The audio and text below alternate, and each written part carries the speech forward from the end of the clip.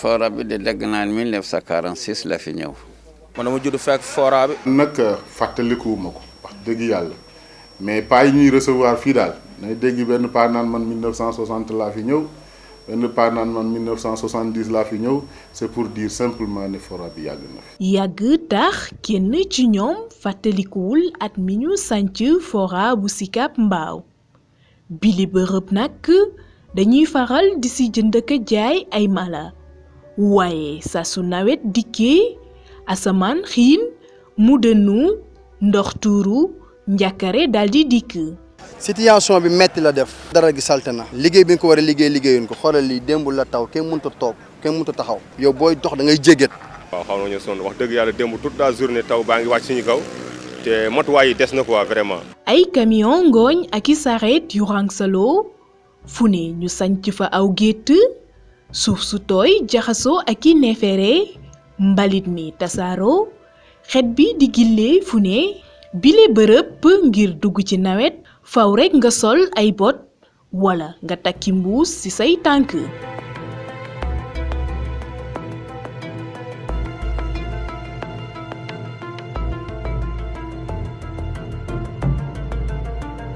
nu muy mel nii def ñuy kaw rusloo sax bu fi këlee fa ñëwee ma som place léegi mu nga ci biir waaye mënoo leen fi yóbbu ndax diggante bi nu mu mel. gannaaw bi ñu duggee ci daral bi ñu nemmeekoo fu sori aw jëmm ŋàbb aw peelam di wàqi yoon ngir ndox mu salte mi mën a jàll moom Malick Ndoye lay wuyoo nekk ku ñëpp ràññee ci fora bi fukki at ak juróom muy wëyal bile liggéey. xam ni da nga ko bàyyi nii ku nekk di romb nit mu ne fa romb yéram tàkk te lii neexul si xol te lii dañ def sa yàlla tax rek soxluñ si dara moom. xool mbali xool salte bi oto yi mënul arrière bu baax fii arrière bu baax amu fi lampe yi baax amu fi xool suuf xar yi fi lu mu war a fa daa bëri de fii def seen poste nga xam xamul defar fii yëpp a salte. moom sax ci waxtaan nettali nañu yenn ci gàllankoor yi mu jot a am ci bile daral. tam xarit daaw damaa ñëw fii maam sama benn garab bu jënd 16 nag pour ma génne nag yi si biir fora bi doon dugg si biir fora bi ma génne nag yi xuus ba ginnaaw mbarkee nag yi ñëw ba pàcc jamono ndaw man daal maa dugg ndeket foofu yëpp ndox la xam nga kii bi day jug ban bi day jug damaa dugg rek billaahi ma ngiro ba ma ngiro effet fii la ma toll li ma toll fii yàlla xam ne kenn yëgu xew yàlla moom may sutura damaa càng mënu ma génn billaahi xool naa góos xool dara kenn xamul xew ba ma noppalu naa ci la force génn sama tëb yëpp yàqu. gis nga boo tiitee da ngay xaar yàlla rek ba ngir da ngay xaar. après jotoo ko wax kenn. ko jëmee de ñu dafa sob xamoo naa dina ngir dafa sob.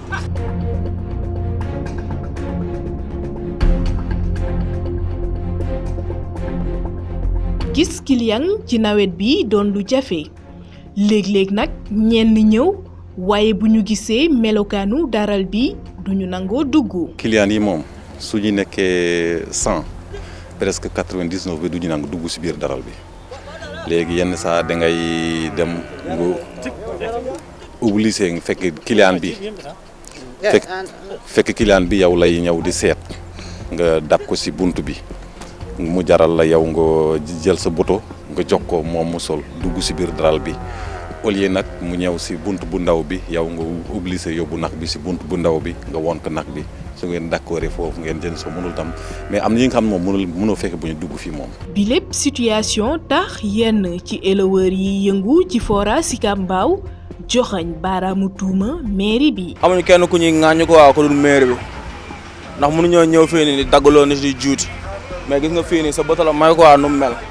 gis nga nu mu demee yoon la woon ñu jël ay suuf ak ay garawaay sëkk ko fii nii ndax fi ay nit a fii nekk ak ay jur du ñuy utiliser wu. maladie bu nekk mën na fi jigéen. mairie bi moo ñu si war a mën a jàppale teel a jëw am ay emploi mu ñëw liggéey dara gi mais Diamaguène bi fi yëpp gars yi ku fi jaar da ngay tiit parce que dara bi defaruñ ko. war nañ ko mën a gën a defar comme nii quoi indi ay tracteur defal ñu si garawaay xam nga yokk sécurité bi lampe yeeg yooyu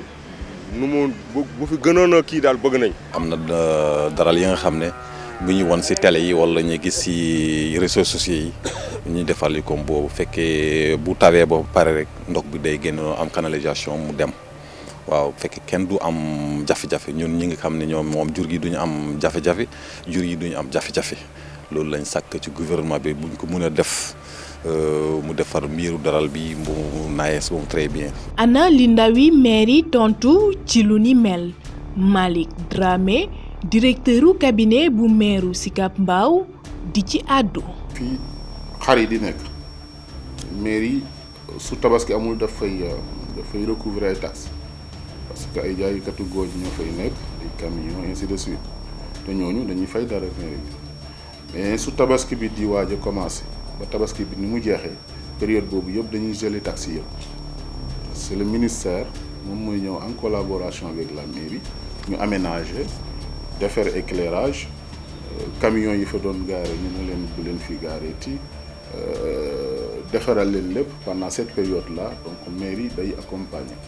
ça c'est le premier élément. Deuxième élément bi mooy comme li ma la wax fi nag yi nekk présentement alors defar ko ba du amati salte du yomb ça il faut le dire mais mën nañu fexe ba salte bi wàññeeku loolu nag du doon mairie kese day doon mairie day doon fora day doon UCG te ñu ngi ci tey soo demee biir fora am na ay bacs à ordures yu fa nekk c'est la mairie en collaboration avec l'UCG ñoom ñoo ko fa def soo demee biir fora éclairage bi fa nekk c'est la mairie moom moo ko fa def mais ñi ciy appelé encore ñi koy exploiter fora bi mooy la commission ñi andi nag yi ñi fay liggéey ñoom ñëpp pour que ku ci nekk ci ñoom xam ne fi ngay liggéeyee fi sa teraanga nekk yow yaay fexe mu am hygiène yaay fexe mu mucc ay te loolu pour mu mën a am il faut yow aussi li nga xam ne nii war na la ci nga def ko parce que affaire bi du responsabilité mairie kese mairie c'est vrai que foraay bi ci territoire bi la nekk donc war na ci mën a am taxawaay mais taxawaay bi su ko àndee communauté bi ci la taxawaay bi di gën a rafet. bile fora ñi fi faral di dugg bëri léeg-léeg ñu nemmeeku fi ay agression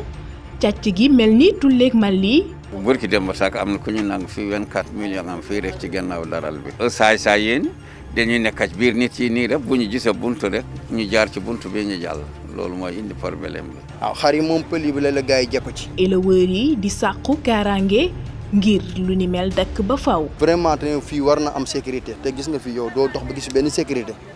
peut-être jàmm gën kay dañoo jàpp seen bopp rek nite mais sinon kon mën na ñaaw. nguur gi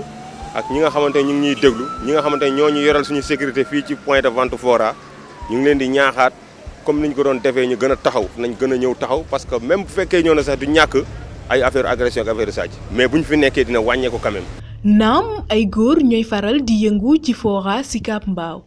waaye ay jigéen dañuy faral di fa dem ba tax ñenn ñi di njortu ab sàkkuteef jëmale seen kaw Malick di ci indi ay leeral. donc su demee woon noonu tey di ngeen mas a dégg yéen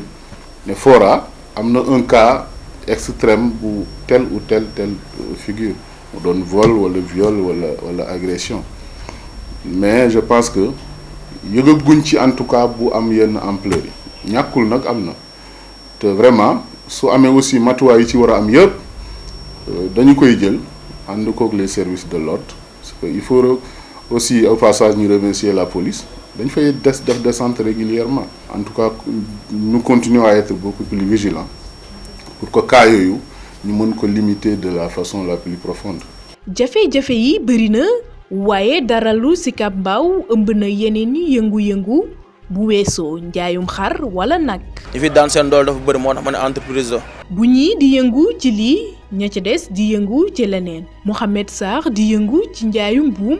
di ñu xamal ni business bi lu dox la. jaay buum yi actuellement mu ngi dox de même xar yi instant ñu ngi dox de nit ki da ngay xeeb rek mais ñu ngi am de ñu ngi mos de ku nekk moom yaa ngi def ñan buum de benn 100 francs la ñuy jënd dagg ko si digg bi def ko benn bu nekk 100 francs après ñu am si bu ñu ko jaayee bénéfice bi 100 francs lay doon. léegi yow si bés bi di nga jaay à peu près ñaata buum. loolu yàlla xam mun naa jaay benn jour bi ñaar fukki buum mun naa jaay fukki buum. mun naa wàccaale 3000 mun naa wàccaale 4000. Sayer nag moom sangum xar mooy wàllam. suñu xar yi di jaay dañuy jox ñu sang keneen bu amee xar woo ñu sang bu ñu amee ñu dem si suñu xar ñu jaay. benn xar bu nekk 1500 la. bu neexee ba neex nañu am ay 200000 waaw bu neexee ay 150 180 ba ça dépend rek si liggéey bi rek. bile métier bokk ci li tax mu gën a génn l'école. li moo tax sax ma gën a mën a bàyyi jàng parce que ay doomu pël lañ. ndaw yu mel ni Sayer tax yenn ci askanu Sicap Mbao sàkku ñu tuxal bërëb bi ngir seeni njaboot te mën a wéyal seen ab jàng ba ñu ci waxtaanee mairie diwaan bi lii lañu xamal. La délocalisation, c'est pas une décision de la collectivité territoriale, c'est une décision de l'État. L'État mooy apprécier en fonction fi contexte toll en fonction fi jamono toll mu xool ndax vraiment présentement lii war na fi mën a nekk waaw wala déet mais la collectivité territoriale pour le moment n'a pas possibilité de délocaliser parce que territoire bi ñu ko yóbbu ñun moomuñu ko comme d'accord donc ñun suñu doon délocaliser dañuy wut suñu territoire bopp ñu yóbbu ko fa comme fu ñu koy yóbbu feneen ñun moomuñu ko donc nous on n'a pas compétence vraiment de délocaliser ou bien de ne pas délocaliser. parce que dafa am ay sollicitations yu bëri yu ñu jot pour dire que ni dafa am ay jeunes yoo xamante ni fora bi moo tax ñu bàyyi seen jàng ndax business yu ndaw yi ciy def moo tax. alors mënuma écarter loolu xam nga les jeunes là moom ku ci nekk dafa am toujours loo xam ne benn mobile buy tax nga am prétexte ne naa bàyyi jàng wala ma def lii mais mënuma wax ne à 100% fora moo tax parce que quand vous allez peut-être dans les autres communes qui n'ont pas de fora il y a toujours une déperdition scolaire xale yi dañuy bàyyi jàng di daw di kii mais mën na doon un facteur mën na doon un des éléments qui peut occasionner effectivement que xale bi teel a miin affaire u xaalis jënd jaay te xam nga xaalis rek ni muy def ci xale mën na tax moom mu gaaw a bàyyi jàng mais am na jeune aussi yu fi nekk amuñ woon benn liggéey amuñ dara fora tax tey am nañ dara ci li mu jaat donc am na côté positif. ci njëlbeen fora bu Sicap Mbao lu ndaw la woon at yi di wéy muy màgg tey nag bëri ay activités yuñ fay amal tax ki jiite daral bi ak ñi fay wéy àndandoo di sàkku ci gouvernement ngir mu jàppale leen ba bile bërëb soppi xar kanam.